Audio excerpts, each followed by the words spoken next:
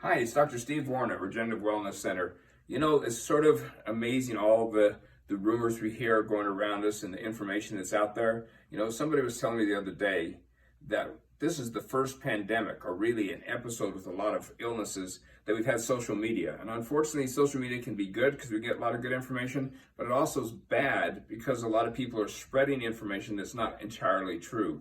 So the last, week or so, I've been listening to a lot of the experts, the allopathic and chiropractic and naturopathic medicine doctors talk, and I've got a lot of good information. But it's interesting when I talk to people how much information they get on the internet that they think that is it. It's an expert that told it.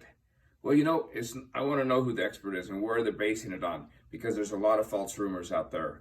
One of the things, we're blessed with having the internet and having social media, but the other thing that we can do is we can abuse it. So we've got to watch what we're doing. The other thing I've been thinking about this last several days is, in our world right now, we're able to actually understand this virus. It didn't take very many days for the scientist people and the lab people to determine what the virus looked like, how it attacked the body, how it functions, what mechanisms it goes through. I'm amazed when I look at the exact mechanism, how it attaches onto something called the ACE receptor in our lungs or our liver or in our intestines, how it goes and replicates inside of our body, and how many areas that virus can be interrupted or killed.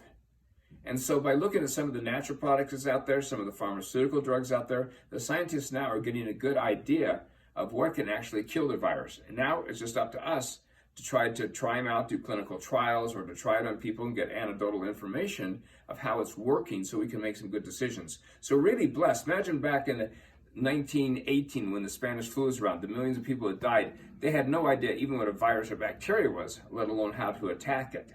And so today in our society, we do have the ability to try to identify it. So, recently it was interesting that they found that the virus itself, with the little spikes called S spikes that are on it, and that's where it got its name corona, because of the little spikes on it, it has a fat layer around it. So soap can break up that fat layer and break up that virus, and then the water washes it off. And by doing that, that seems to help kill that virus.